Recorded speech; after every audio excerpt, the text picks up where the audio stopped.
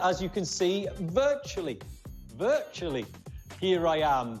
And I welcome back as well Kevin Campbell. After 3 months, I've missed you, Kevin, but we're in lockdown, aren't we? Yes, we are, Joe, and it's been very difficult for us all, hasn't it? But it's great to be back, and we got some football, and it's a very important game. I'm glad to see you healthy and happy. Also as well, El Capitan, Jamal Bhuyan, the captain of the Bangladeshi national team. How has lockdown been for you? Joe, it's been a long time, man. 3 months is a long time, you know, without football. So today's game is amazing for me, and I think for all the football lovers out there, it's going to be fantastic to watch Barcelona. But by the way, where are you? You look like you're either in a metal box or a lift. Where are you quarantining right now? Tell us where you are. Some things I cannot show you that. I cannot tell you the things that's behind that wall, but it's confidential. That's all I can say. Thank you, Jamal. By the way, before I ask you what exactly you were doing in lockdown, Jamal, just a reminder that you are part of this as well, as you were 3 months ago before La Liga stopped. And I want to have you back, this time not in the studio, but in my living room, because that's where I am right now. So back to lockdown. Jamal, what were you doing in lockdown? Did you cut your own hair, or did someone cut it for you?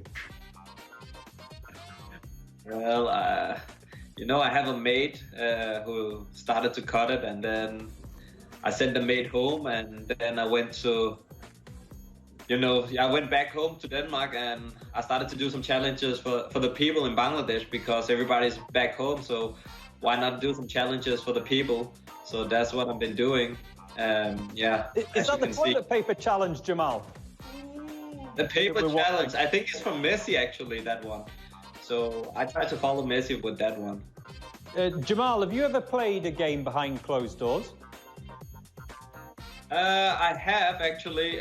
We played actually one in Dubai against UAE, and there was no fans, and it was a friendly match, and the UAE, they didn't want any fans, because if they had a bad result, then the public will know about it. So we played against them without the fans, and I must say it was not the same, man. It's the motivation from the players is not the same.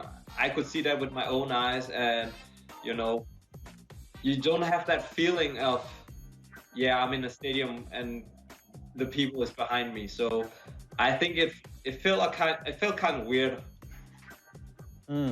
I'm sure it would do.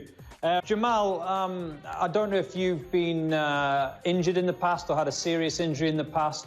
A lockdown is basically like an injury, isn't it? You can't train with the same intensity that you can when you're with the squad at the training ground. No, it's definitely not the same, because when you're injured, you have your own program and you do your own thing. And when you practice with the team, there's more intensity and you kind of feel the other players.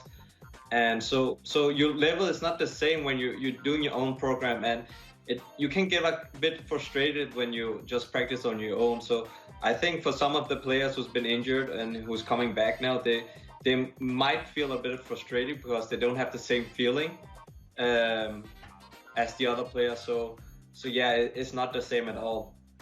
Jamal, that he says, is it right to put Messi into the starting 11? Because Messi himself has had a thigh injury recently. He's in the starting 11 tonight. Remember, he had a thigh injury back in January time, I think it was, around the turn of the year. He had problems with his thigh, certainly in the run-up to the lockdown period in March. So which risk would you take, Jamal, if you were Setien? The risk of Suarez or the risk of Messi? Well, you see, Joe, there is a thing in Barcelona which is called Messi is the king in Barcelona. So I think for Messi, compared to Suarez, Messi, if he wants to play, he plays, and that's it. And you know, you cannot touch the king in Barcelona.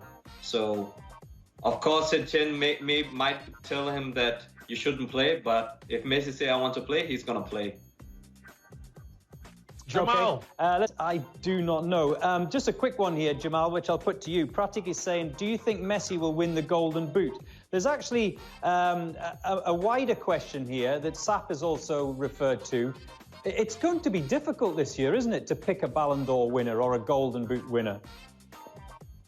Yeah, I think definitely, Joe, it's going to be hard to pick the Ballon d'Or winner this year because, you know, with this coronavirus and the lockdown.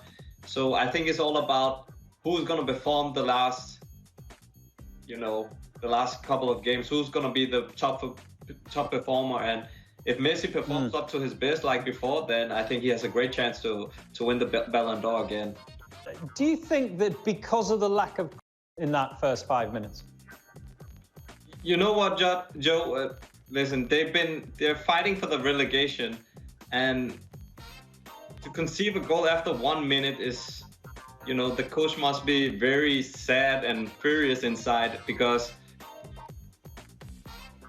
he will be like in the halftime, like, what is going on? I've told you we planned this, and he's gonna go through this goal over and over with his boys, but it was a great goal by Vidal, but you cannot conceive a goal after 1 minute when you're fighting for the relegation. Yeah. For Quique Setien, this is a gentle easing into the restart, isn't it? Playing two teams back-to-back that are fighting relegation. Well, the thing is with the big teams, Joe, is that Barcelona, Real Madrid, Valencia, Atletico Madrid, they're used to playing all these matches in a tight schedule. So for them, it's not a new thing. It's more for the smaller teams like Mallorca who will, you know, they will have their problems in the upcoming future fixtures. So, but the thing is, though, Jamal, that Mallorca weren't out of this game, were they? We saw that stat: 10 shots to 8 for Mallorca. So the scoreline is not a reflection of the game itself in terms of what actually happened. No, actually, Mallorca, they had some great chances, but they weren't clinical enough in front of the goal, and that's the difference between a big team and a smaller team, especially in the best league in the world, and you can see that today. Yeah. Right, further ahead than Jamal, because like I said before, two relegation teams in obviously tonight's match against Mallorca and then Leganés on Tuesday, but Sevilla on Friday. So would you start with Suarez on Friday? I think Friday is going to be a much tougher game because, you know, Sevilla, they're in the third place, and bearing that in mind, Barca, they know that. So I think Suarez, I think they want him to play on Friday instead of Tuesday. As Kevin said, they're not going to risk him. So I think we're going to see Griezmann on number 9 position on Tuesday. Now, It's going to be Lionel Messi. Lionel Messi for Kev. Jamal, who have you got? I would go with Alba this time because I think Alba, he had a great assist for the first goal, and, you know, he topped it off with the goal for the 3-0. So I would say Alba, and his, you know, as a left back, you know, you can ask for more. So I would say Alba. So Jordi Alba for Jamal. Let's find out what the people say. The options were Take Kubo, Jordi Alba, or just shirt and shorts, or maybe pajamas, Jamal. What's down below? If I have to be honest, I'm wearing my underpants, man. What about you, Kev? Jamal, leading or chasing? I think leading would be the most easiest answer to that because, you know, when you're leading, then, you know, you can see those teams behind you, and the teams behind you, they will struggle and they will find it hard to catch up with the leading team. So of course I want to be in the leading. Yes, that's tomorrow, and back also tomorrow night is myself, Kevin Campbell, and Jamal Bhuyan. Thank you very much. It's great to be with you once again. I know it's been a long time, but I appreciate you staying up late. Both you two gentlemen as well. We are back tomorrow evening. Until then, very good night.